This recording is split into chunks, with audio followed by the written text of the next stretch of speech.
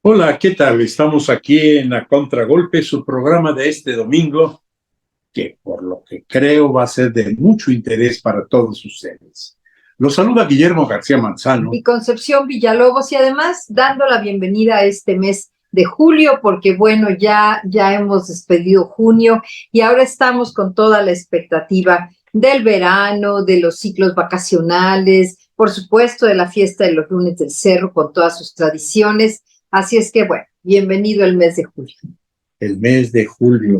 Julio para Oaxaca es muy importante, porque además hay una derrama económica extra que es bastante considerable, y eso pues fortalece en cierta manera pues los diversos negocios que se hacen en la ciudad y pues los servicios que se ofrecen también, el comercio, en fin, las artesanías, y salen beneficiados todo el mundo, porque de una manera cuando se gasta un peso, ese peso tiene un multiplicador que en términos de la teoría del turismo se llama multiplicador del gasto turístico.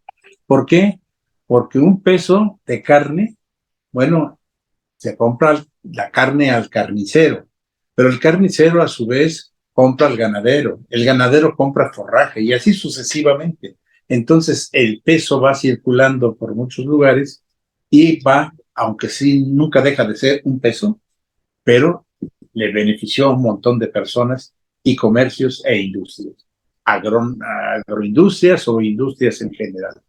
Así es que qué bueno que haya mucho turismo ahora, porque va a haber una derrama económica mayor.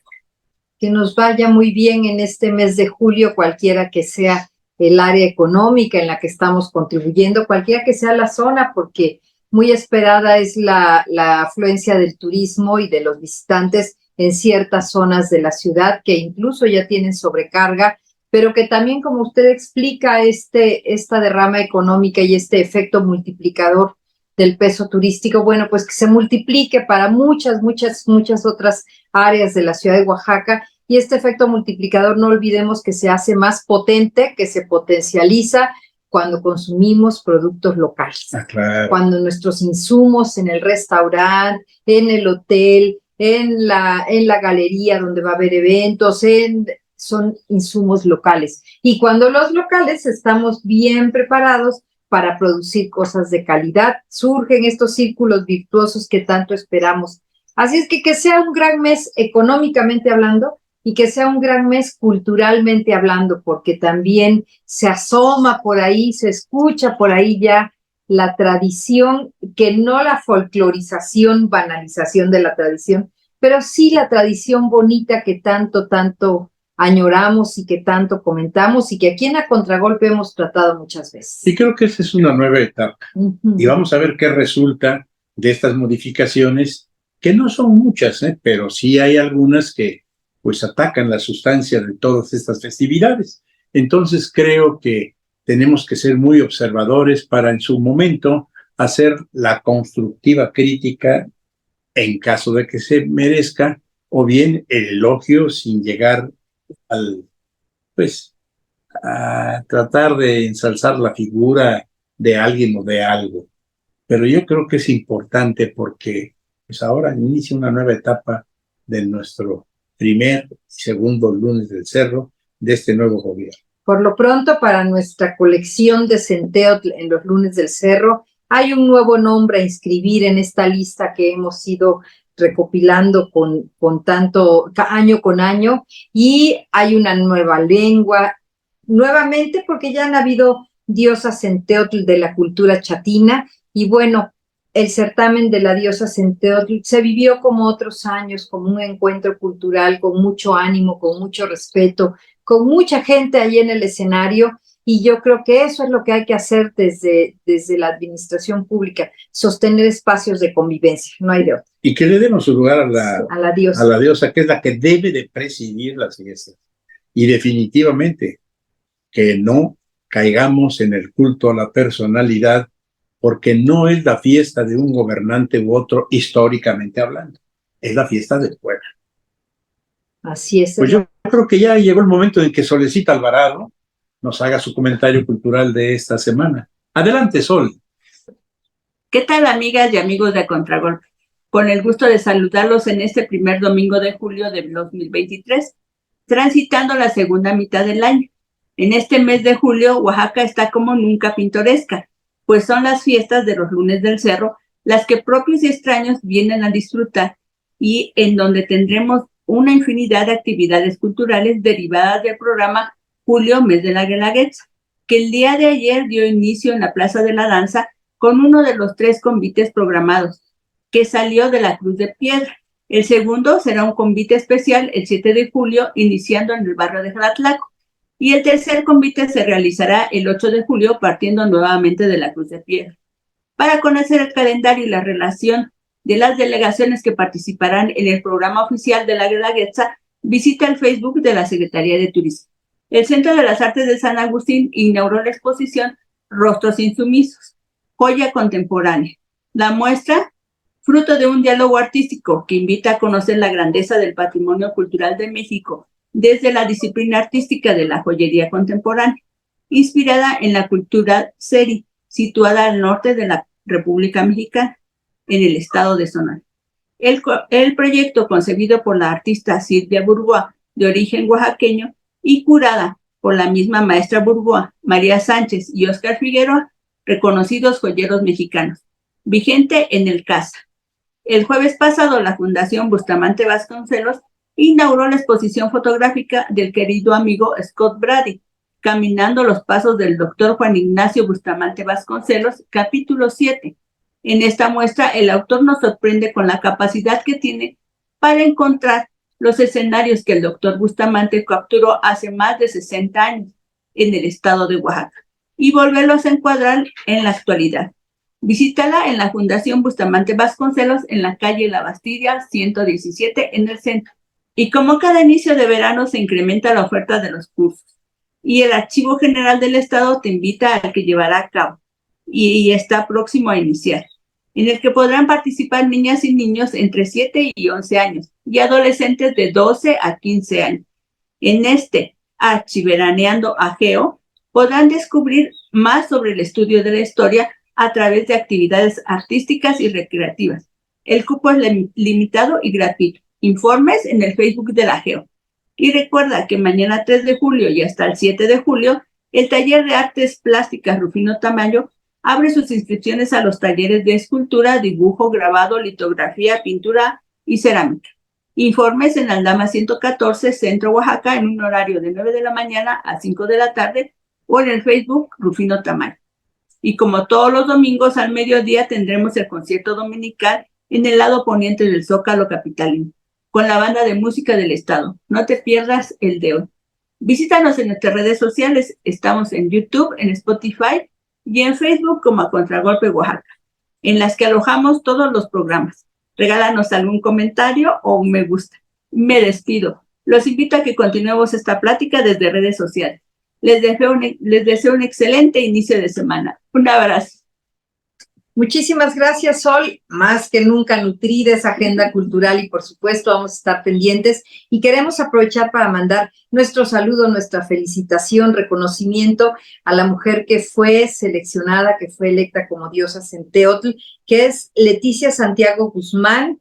Ya habíamos dicho, es una mujer que representa la cultura chatina, originaria de Santiago Yaitepec, en la región de la costa. Pues ya, con esto estamos empezando ya con esta celebración de los lunes del cerro en Oaxaca, que van a estar seguramente muy bien. Y bueno, también estamos empezando a contragolpe con la invitación de que usted se quede en este espacio, gracias a la Mexicana que nos permite transmitir en estas frecuencias 570 de AM, 94.9 de FM, gracias a ustedes que nos siguen en las redes sociales. Y bueno, la invitación está hecha, quédese, estamos en A Contragolpe.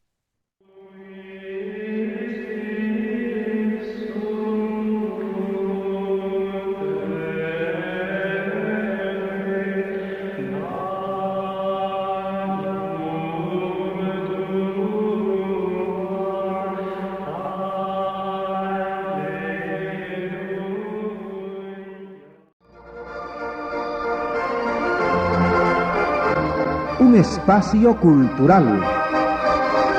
De personajes oaxaqueños, Don Alfredito. En Oaxaca han abundado en diversas épocas personajes muy especiales. Así nos llega a la memoria un tipo que había llegado a convertirse en el terror de la chiquillería. Un terror, un pánico despertado y fomentado por las mamás para reprimir el llanto de los muchachos incorregibles o los llorones. Desmesuradamente alto, extraordinariamente flaco, enfundado en un raído y ajustadísimo traje negro, del que los pantalones apenas le llegaban a los tobillos y las mangas del saco muy arriba de las muñecas, con la enorme cabeza casi pelada al rape y un rostro en el que los efectos del alcohol, o quizá los de una tremenda tara patológica, habían impreso una expresión de idiota. Aquel personaje tenía un aire fúnebre, macabro, que justificaba el terror que inspiraba en los rapaces. Sin embargo, nos dicen los abuelos, aquel don Alfredito era un sujeto completamente inofensivo, que para satisfacer las exigencias de su dipsomanía crónica, recurría a la indulgencia del público que le daba unos cuantos centavos o un pedazo de pan a cambio de que cantara el morrongo, el cual era entonado con una gangosa voz. Con todas estas sus características, don Alfredito era un tipo divertido.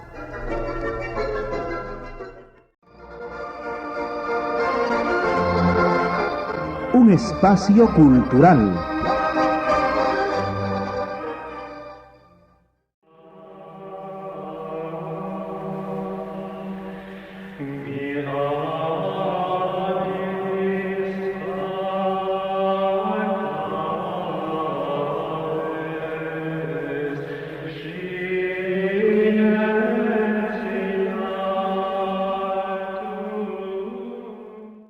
Pues ya estamos de regreso aquí en A Contragolpe y el tema de hoy se nos antoja muy especial, muy bello y al mismo tiempo pues de gran interés cultural.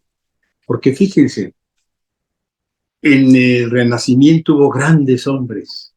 Ahí tenemos simplemente pues al propio Miguel Ángel, uno de los más grandes artistas que haya habido. Bueno, desde luego también aquel otro que era de todo. Era un todólogo, pero efectivo. Me estoy refiriendo al autor de la Gioconda o de la Mona Lisa, ¿no? Que era el señor precisamente arquitecto, era pintor, era escultor, inventor, historiador.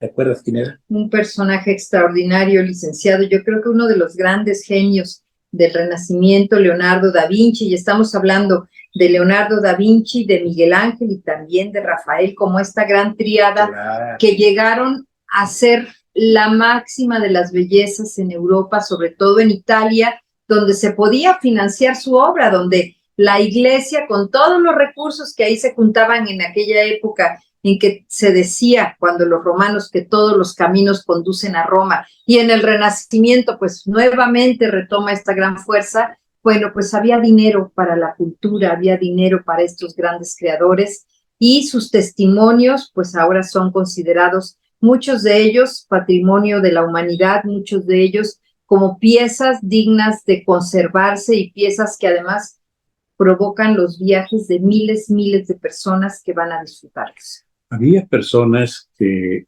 sin exagerar, decían que el 60% del arte mundial de todas las épocas se encuentra en Italia. Y precisamente estamos hablando de esa triada, pero inmediatamente después y casi contemporáneos, pero es el romper los cánones clásicos del Renacimiento, un señor a todas luces que le llamaron después el incomparable.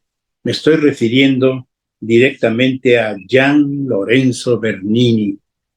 Bernini se convirtió en el más exuberante expositor o exponente de ese estilo libérrimo y explosivo que conocemos como el barroco.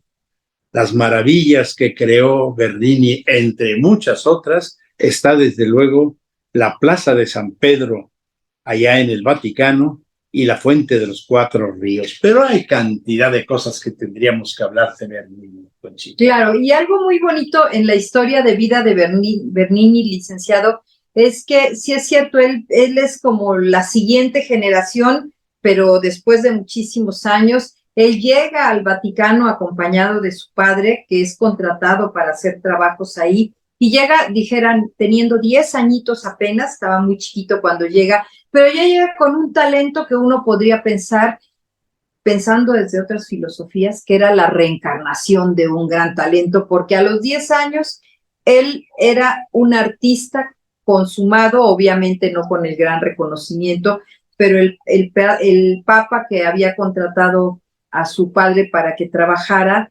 pues le llama la atención, lo va a conocer y se da cuenta de lo extraordinario de este niño e incluso dice, llega a exclamar que es el sucesor de Miguel Ángel. Sí, porque este niño que, como bien dices, llega muy chiquillo, todavía ni siquiera entrando a la adolescencia, pero que desde antes ya había demostrado a su padre, que fue un gran escultor también, cómo era el arte en sus manos y en su creatividad. Bueno, este niño, definitivamente, que nació en Nápoles, allá por el año de 1598, realmente era un artista en toda la expresión de la palabra. Así es que el Papa Paulo V recibe de la fama de este niño y dice, ¿será? ¿No será? A ver, dibújame a su santo de cabecera. A su santo de cabecera, que San Pablo. Y el niño comenzó a hacer un proyecto, lo sacó, dibujó y se quedó admirado el Papa. Y entonces inmediatamente dice, no, esto es magistral y asombroso. Así es que le pide al cardenal Barberini, no recuerdo muy bien, que era el encargado de todo el arte, que por favor atendiera ese niño y que lo metieran directamente a una capacitación inmediata, que le pusiera una gran atención. Y así decía, este niño es el nuevo Miguel Ángel. Y fíjese que esa relación con este arzobispo al que le piden que tutele su formación o su consolidación artística, porque como usted bien lo dice, licenciado, era muy joven Bernini, pero también era muy joven en una época en que en cuanto se alcanzaba una talla y una fuerza, los niños se ponían a trabajar. O sea, esta historia que vivimos ahora, que te dan los 20 años viviendo en casa de tus papacitos que te mantienen, no se vivía antes. A los 10, 11 años los niños estaban trabajando. Obviamente no estamos diciendo que es bueno que trabajen los niños, pero bueno, en la Edad Media, en el Renacimiento, sí trabajaban desde muy niños, y él ya se había consolidado como un maestro, como un artista, y lo van custodiando mientras va creciendo. Pero esa relación, como lo vamos a ir diciendo durante el programa, con este arzobispo es una relación de largo aliento, de muchos años, licenciado. Era no arzobispo, ya había pasado ese grado, era el cardenal. Era un cardenal. Sí, era el cardenal Maffeo Barberini, que era el protector de las artes, claro, ¿no? Y que más tarde llegaría a ser papa. Y entonces, pues realmente él se convierte en Urbano VIII, y lo más interesante es que hace un clic inmenso con Barberini, a grado tal de que si fueran las épocas actuales, serían uña y mugre. Sí, porque además hacen una gran amistad, pero una amistad también intelectual. Ellos van madurando y van creciendo. Dicen que el artista tenía la posibilidad de estar en la casa del Papa a la hora que quisiera. No necesitaba tener Bernini ninguna agenda ni sacar cita. Él podía entrar porque disfrutaban sus conversaciones, y lo mismo el Papa Urbano, cuando él estaba trabajando, se acercaba a su lugar de trabajo porque le encantaba ver su proceso de trabajo, le encantaba ver a este joven, muy joven Bernini, en acción y en su proceso creativo. Y también es tanta la amistad que se tienen que él le sugiere que busque una mujer, le sugiere que busque una pareja, le dice, Tú necesitas a alguien que te cuide, alguien que te acompañe. Cuando yo no era tan niño. Alguien que te quiera, no, pero cuando era joven él se lo sugiere y él le dice, no, porque mis únicos hijos y la única familia que yo voy a fundar es con mis esculturas y con mis obras. Y al paso de los años, pues le llega el cuarto piso, cumple los 40 años y decide entonces sí aceptar el consejo de su amigo el Papa. Que, por cierto, se casa con una mujer Ajá. bellísima, que le da, no sé cuántos, pero creo que tranquilamente eran más de 10 hijos, algo así. Sí, fíjense, licenciado, que cuando leíamos esta biografía, a mí me gustó y una de las cosas que me llamó mucho la atención es que normalmente cuando leemos biografías de artistas hablamos de estos artistas que a veces hasta se mueren sin haber alcanzado el reconocimiento, ¿no? Que a veces luchan mucho por llegar a consolidarse o encontrar un lugar en el escenario de las artes. Y él no, él desde los 10 años fue reconocido y fue aplaudido y fue condecorado y fue invitado por los reyes y siempre fue muy apreciado porque su talento estaba ahí desde muy joven. Cuando estaba todavía el Papa Pablo V, fue cuando le encarga, después de que trabajó con su padre y además por sí solo también un montón de esculturas durante mucho tiempo, digamos toda su adolescencia, etcétera. Pero cuando el Papa Pablo V le dice, oye, yo quisiera que tú hicieras una obra muy importante. Y es así como el primer encargo que le dio el cardenal Scipio Borghese, sobrino del Papa Pablo V, le pidió que elaborara una de las grandes estatuas de mármol para su villa. Y bueno, se cuenta que definitivamente todas las figuras captadas por él y en plena actividad, pues nos remiten a que la gélida piedra se diría que ya era carne y que era carne vibrante, con tensos músculos y pulso que palpitan bajo una piel lisa y tersa. Precisamente ahora existe un museo Borghese, que es donde están grandes esculturas de él. Y bueno, la estatua las hicieron famosos. Luego, más adelante, cuando ya Gregorio XV es el Papa, también se llena de una serie de actividades importantísimas. Pero bueno, te dejo la palabra, Rochita. Pues es que a mí me llama mucho la atención esto que usted comenta, licenciado, sobre la perfección. Uno podía pensar que el más perfecto escultor que existió en la historia del arte, pues es Miguel Ángel, cuando hablamos de escultura y de aquel David de dimensiones extraordinarias y que también es escrito así, solo le falta las piedades. Solo les falta así como nada para moverse, ¿no? Y finalmente de Bernin también se habla igual y se describe que es como esta nueva generación y además no cambian los temas, porque sigue tomando estas escenas griegas como ocurre con esa escena de Apolo y Dafne que también se puede ver en el mismo Museo Borghese y que describe con tanta exactitud la escena, el alcance, las expresiones faciales, la fuerza en los brazos, en las manos, los músculos, que no tiene uno que leer ese episodio, lo tiene uno que ver y que interpretar nada más. Hay una mujer que está recostada en una cama, pero vamos a dejarlo para que, regresando del corte, les hablemos de esa hermosísima escultura que se encuentra en el Museo Borghese.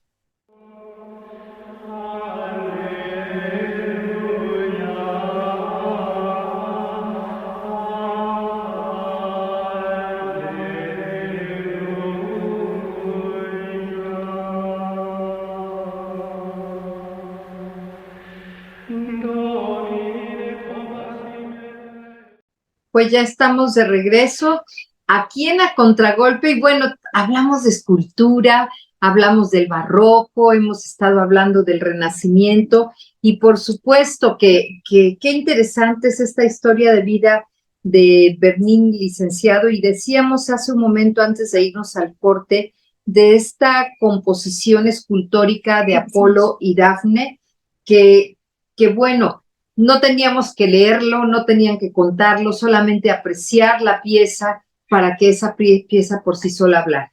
Mira, yo tuve la fortuna de ir a Roma en 2 ocasiones y ver cuando menos 3 de las 4 piedades de Miguel Ángel. Sobre todo vi el Moisés, pero lo que más me impresionó fue el David, esa escultura inmensa que por mucho tiempo estuvo al aire libre y que ahora ya está en el Museo de la Academia, pero que es maravillosa, en donde, como tú decías hace un rato, lo único que faltaba es hablar o moverse. Bernini hizo cosas tan hermosas como las que hizo Miguel Ángel. Yo no puedo decir quién fue mejor, definitivamente. No viví la época. Y es como cuando hablas de la ópera. ¿Quién ha sido el mejor tenor del mundo? Pues el que te guste más, ¿no? Claro. Porque la verdad es que no sabe uno exactamente todo. Pero Bernini, allá en el museo que están sus esculturas, creo que hay algo que es impactante. Hay una mujer recostada en una cama, en donde se ve no solamente los pliegues de la vestimenta de ella, todo en mármol, en donde se ve inclusive hasta cómo se sume el colchón. Y no solo eso, sino también se ve cómo las sábanas se arrugan y cómo también están lisas en otras partes. No, es que te quedas maravillado al ver esas cosas. O lo que tú decías, esa escultura es maravillosa, la de Dafne y Apolo. Y Apolo, que por cierto, Dafne es la primera ópera que inspira, yo me imagino que también el arte griego, la primera ópera que se hizo por Monteverdi allá en el 1600 por ahí. Bueno, pues yo creo que una de las cosas que es muy importante es que al Cavalieri Bernini se le dio la orden más prestigiada y más codiciada de toda Italia, la Orden de Cristo. Desde entonces se convirtió en el Caballero Bernini. Y este Gian Lorenzo Cavalieri creo que fue pues alguien importantísimo, porque todavía cuando estaba pues con el pontificado después de que sucedió el pontificado de Gregorio, el que sigue le dice textualmente, y voy a citarlo, le dijo: tenéis la fortuna de vernos papa, aquel que lo había protegido tanto. Pero nos, o sea, yo, acuérdense que el papa nunca habla en primera persona, sino en tercera persona. Por eso dijo, tenéis la fortuna de vernos papa, pero nos somos afortunados, porque Bernini vive durante nuestro papado. Qué maravillosa expresión de un papa para reconocer la valía de un artista de la talla precisamente de Bernini. Creo que es importantísimo todo lo que él hizo, pero te dejo la palabra, Conchita, porque yo la agarro y luego no la quiero soltar. pero la platica bien sabroso, licenciado. Fíjese que, como dice usted, yo creo, yo aquí puedo pensar que había un ejercicio o una percepción como práctica por parte del Papa cuando decía, tenemos la fortuna de tener un papado en la época de Bernini, porque al final los grandes testimonios de los grandes gobiernos están en los testimonios culturales, aunque no lo queramos entender claro. En el presente. No, claro. ¿Cómo es que trasciende un gobierno? ¿Cómo, por sus obras culturales y por el genio? Como decía Zenón de Elea también decía Zenón de Elea, el pueblo, el genio de un pueblo te hace volar, te hace llegar a la parte más alta del Olimpo. Cuando se dan estos genios, los gobiernos los cuidan, los aprecian, les dan todo para que puedan crear, porque es el testimonio de su obra de gobierno también. Y dentro de las cosas que Grecia le aporta al mundo, al igual que Italia, pues definitivamente fueron los grandes escultores como Dirías. Claro. El Partenón. Sí. Y tantas maravillas más que definitivamente fueron en ese siglo de oro de Pericles y de otros sabios de Grecia, pero que los romanos lo adquieren y lo pasan y lo trascienden, y así llegamos hasta Miguel Ángel, llegamos hasta Bernini. Oiga, voy a hacer un paréntesis de chismecito, pero usted esta semana el video circulando en redes sociales de estos frescos turistas que están en el Coliseo Romano con una llave rayando su nombre. Rayando el nombre de la novia, pero se va a ir a la cárcel. Pues que se vaya. $300,000, Sí. no dólares, sino euros de multa. Y si no, creo que son 7 o 8 años de cárcel. Qué bueno. ¿Qué le pasa por la cabeza a la gente que hace eso? Pues igual que el piedras baboso viejas. que se orinó la llama eterna ahí en el Arco del Triunfo de París. El vandalismo en las pinturas rupestres aquí en Mitla, Sí, tan sí, dañadas que están, y allí nadie se ha ido a la cárcel, me parece, licenciado. Otra de las grandes obras de Bernini, definitivamente, que tardó 9 años en hacerla. Primero fueron 3 años de diseño y después 6 años más para que se concretara, es el baldoquín. Y la verdad es que el baldoquín es el que está sobre la tumba de lo que se dice es de San Pedro, y son unas columnas que parece que se enrollan y que tienen una altura, creo que de 25 metros, algo así, no recuerdo bien. Casi 29 metros, Casi 29 metros. Dice la ficha técnica. Son maravillosos. Cuando uno está abajo de esas columnas y voltea hacia arriba, no sabe uno qué es lo que tiene que grabarse en la mente para que quede en la eternidad de nuestro propio espíritu. Primoroso el baldoquín. Bueno. Oiga, y algo también interesante es que, por ejemplo, la figura de David fue una figura en varios artistas, no solo Miguel Ángel. Donatello también tiene un David, y también, por supuesto, Bernini tiene un David de 1,70 metros de alto, pero que además es una escultura en la que destaca el gesto de enojo, la fuerza en los ojos, el labio fruncido, en el momento en que David va a aventar la piedra a Goliat. A Goliat, ¿no? Y el otro, el David de Miguel Ángel, que para mí sigue siendo una de las esculturas que agarran el corazón, agarran la mente, agarran el sentimiento y no lo sueltan a uno. A veces lo uno que soñar varias veces, o cada vez que busca uno Italia, Roma, lo primero que hace es andar buscando esa escultura gigantesca del David. Bueno, pues yo creo que estos 25 metros de altura del baldoquín realmente exigieron una gran cantidad de personas que dirigía directamente el gran escultor de Bernini. Este Cavalieri, que desde luego, pues creo que cuando en un momento determinado, como decía Conchita, ven que se dedica en cuerpo y alma horas y horas y horas, al igual que Miguel Ángel, a hacer sus trabajos, el Papa le dice a su gran amigo, oye, tú lo dijiste, ¿no? Y es bueno de que te cuide una mujer, cásate. Y el otro, ¿qué fue lo que le contestó? Que las esculturas eran sus hijos y su familia. Pero él ya te había frisado los 40 años cuando se casa con una belleza de 22 años. Una belleza que se llamó Caterina Tezio y que le dio 11 hijos, de los cuales 9 sobrevivieron. Creo que no hay cosa que podamos nosotros reseñar que a la muerte de un papa y le sigue el siguiente. Urbano fue el que se murió en 1644 y que era el que estaba muy ligado de Bernini.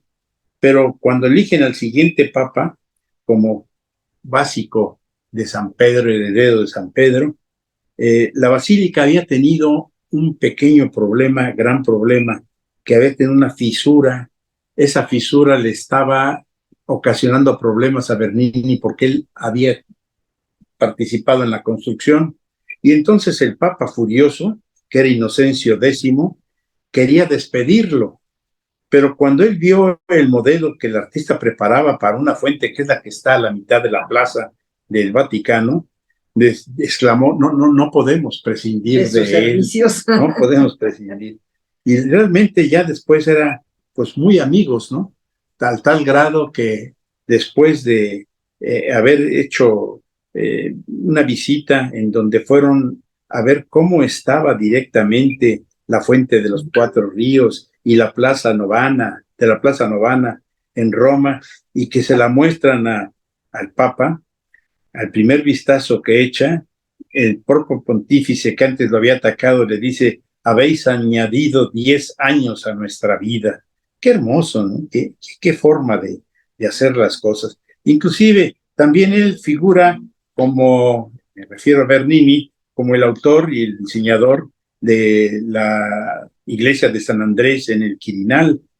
Esta estructura que es colosal, casi un rico donde se aloja un risco, y es donde se aloja actualmente la Cámara de Diputados de Italia. No, Bernini se puede aparte. Yo creo que los dos grandes eran Bernini y Miguel Ángel, con otros más que también llegaron a ser maravillosos, Rafael, y bueno, desde luego Leonardo da Vinci. Gran Leonardo da Vinci. Oiga, y algo que es muy recomendable para nuestro público, busquen en internet las imágenes de estas esculturas y busquen también entre estas el Éxtasis de Santa Teresa, que es una pieza de extraordinaria belleza, donde lo que narra la pieza, el discurso de la pieza, es el libro de vida escrito por Santa Teresa de Ávila, y es este momento místico que se llama la transverberación de Santa Teresa, y donde contrasta el blanco del mármol de Carrara con la caída de los haces de luz en color dorado, que es maravilloso. Pero bueno, ¿qué les parece si seguimos hablando de estas piezas que nos dicen que tiene sentido vivir, que tiene sentido dejarnos sorprender? Quédese aquí, estamos en A Contragolpe.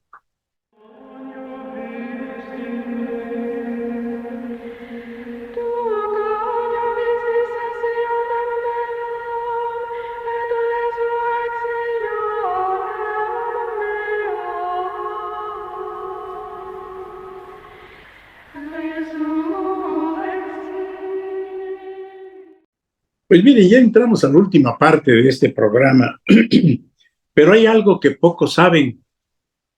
Fue invitado por el rey Sol, o sea, por el rey francés Luis XIV, quien lo hospedó en lo mejor, estoy refiriendo a Bernini, lo hospedó en los mejores lugares de su palacio en Versalles. Y él, en 13 sesiones, le hizo una escultura en mármol que era el retrato de la época, ¿no? Y es considerado entre los mejores retratos regios de todos los tiempos. Bernini, el autor. Pero también hay algo que es importantísimo, y creo que es una de las obras más importantes de Bernini: la Plaza de San Pedro con la columnata, que es interesantísima.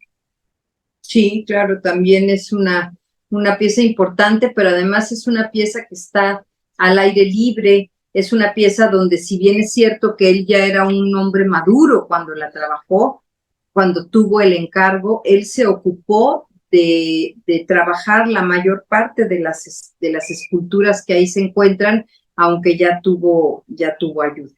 Y es que muchas gentes consideran a lo macro, no a lo micro, ¿no? A lo macro, que la obra monumental precisamente de Bernini es pues la Plaza de San Pedro, que tiene 372 columnas y pilastras en un eje ovalado de 240 metros. La altura es impresionante, pero aparte de eso, hay 140 estatuas que decoran el techo de cada una de las columnas, o del intermedio entre columna y columna, y de las cuales 96 fueron esculpidas por el propio Bernini, y además no solamente decoran el techo, sino que dirigió las restantes de las 140 para que definitivamente fuera su obra magna. Y la fuente que está ahí, que ya comentamos, exactamente en medio de ese lugar donde hay una congregación todos los domingos y las ceremonias muy especiales del Vaticano. A un lado derecho, viendo San Pedro de frente, está pues donde realmente son las habitaciones y la parte, digamos, administrativa del Vaticano, que tiene ahí un ventanal desde donde los papas dan la bendición dominical, y hacen su homilía. En fin, es muy hermoso todo esto, ¿no? Pero bueno, definitivamente creo que Bernini fue uno de los grandes que simbolizan en estos extendidos brazos de la Iglesia, que mantiene con los fieles y con los infieles por igual. Este es, según las palabras del propio Bernini, las columnas gemelas en su curvatura. Eso es lo que significa la unión de los fieles y los infieles. Ajá. Y la iglesia que los recibe. Y la iglesia Porque que además también este es el campo, pues, simbólico, no nada más es la perfección técnica de la escultura, sino lo que significa, y podríamos tener todo otro programa para encontrar el uso que se lo dio a estas piezas, el contexto que fue más allá de solamente coleccionar, tenían un uso que tenía motivos espirituales, religiosos, estéticos y un campo simbólico muy interesante que el propio artista iba describiendo. Una de las piezas que son descritas además y que son distinguidas por el gran realismo de Bernini es justamente el rapto de Proserpina, que es esta escena pues esculpida en mármol de Carrara con este hombre que está robando a una jovencita, y el contraste entre las expresiones de él que está tratando de cometer un acto tan terrible y horrendo, y ella que se está resistiendo y ella que se está defendiendo, y estas expresiones en el músculo y estas manos que prácticamente se ve cómo aprietan la carne, han llegado, dicen los que conocen de de arte, dicen, han llegado al límite del mármol de Carrara en que fue esculpido para hacer estas curvaturas que parecieran, que son tan finas, que parecieran que de verdad hay un músculo que está siendo presionado. No tiene la rigidez habitual de una piedra, como podría ser el mármol. Y yo creo que revisar, y de ahí queda en la mesa y ahí queda la propuesta, de que entremos a revisar. Hay mucho material en línea, muchas imágenes, o que busquemos libros para que podamos, decíamos hace un rato, permitirnos el lujo de asombrarnos de estas piezas, porque fueron hechas en los siglos XVII, No. XVI, XVII, No, XVIII. No, fueron hechas en 1600, siglo XVII, ¿verdad? Sí. Lo que estaba yo diciendo, el siglo XVII, pero que son perfectas y que ninguna inteligencia artificial, ninguna tecnología podrá igualar esta maestría y esta gran habilidad de la que es capaz un ser humano cuando nace con estos dones. El Cavalieri, Bernini, aquel que donde pisara cualquier recinto era recibido con aplausos, cosa que no era muy común en aquellos tiempos. Faltándole 9 días para que cumpliera 82 años, suspiró por última vez. Exhaló su último suspiro en su casa en Roma, rodeado de sus parientes y de sus amigos. Y toda Europa lloró su pérdida. Pero no solamente eso, sino que sus funerales tuvieron que atrasarse mucho tiempo, pues quería la demanda que tenía el pueblo de Roma y de todos los confines de Europa, llegar hacia el entierro para rendirle pleitesía al gran Cavalieri. Desde luego que después de Bernini vinieron otros autores también importantísimos. Ya en alguna ocasión hablaremos de alguno de ellos. Pero bueno, ninguno fue otorgado con el rango de Cavalieri como tuvo Bernini. Y hay una frase que a mí me fascina y que escribió un autor de la vida de Bernini. Su vida fue un triunfo del cincel sobre la piedra, del espíritu sobre la materia. Ah, qué bonito final. Sí. Sí, qué bonita reflexión final y qué bonita manera, pues, de cerrar nuestro tema del día de hoy, que nos acercó a la belleza, que nos acercó a la historia, que nos contó una vida de esfuerzo, de maestría. No todo fue aplauso y reconocimiento, fueron años y años de trabajo que le llevaron cada una de estas piezas que fuimos mencionando. Y bueno, pues es una invitación para, primero, pues aunque sea para que entremos a internet y las veamos, y la otra, pues para que en cuanto podamos viajar, lo hagamos y hagamos con sentido estos viajes para acercarnos a las expresiones del arte. Y repito, tú puedes ir a cualquier lugar de Europa, el que quieras, escógelo, pero no dejes de ir precisamente a ver las grandes obras que hicieron los italianos en distintas épocas. Son maravillosas. Y hay lugares en Europa que son preciosos y que también siguieron la escuela de un Miguel Ángel, de un Bernini, de un Rafael, etcétera. Por ejemplo, si tú vas directamente a una de las ciudades más bellas de toda Europa, como es en la República Checa, Praga, hay un puente ahí que separa la parte medieval de la parte colonial, digamos, pero que en cada uno de los grandes arcos que tiene ese puente para sostenerse sobre el río, la verdad es que hay unas esculturas que te quedas con la boca abierta. Y lo malo es que tienes que o bajar en una lancha para poder apreciar una por una, o asomarte con el riesgo de que te pase lo de Narciso. No más que Narciso se vio en una fuente y dijo, qué bello soy, se acercó más y más, más y más, y se ahogó porque cayó directamente en el agua. Bueno, pues creo que estamos llegando ya al final de nuestro programa del día de hoy. ¿Y por qué no nos hace un favor? Yo creo que hemos platicado mucho, Conchita y yo, sobre la base de que ustedes también nos pidan qué programas quisieran escuchar, sobre qué temas. Porque miren, en este momento ya tenemos 900, híjole, ya no recuerdo exactamente, pero después de 19 años, tenemos ya la friolera de, ahorita les digo, no se impacienten, 951 programas, ¿no? 952 programas con el de hoy. Y creo que, aunque hay temas muy diversos, ustedes nos pueden sugerir aquellos que les gustaría que habláramos sobre ellos. No solamente de la gran cultura, sino también de la cultura popular, que es hermosísimo. Claro, y eso es lo que yo quería destacar también, que en todas partes hay belleza.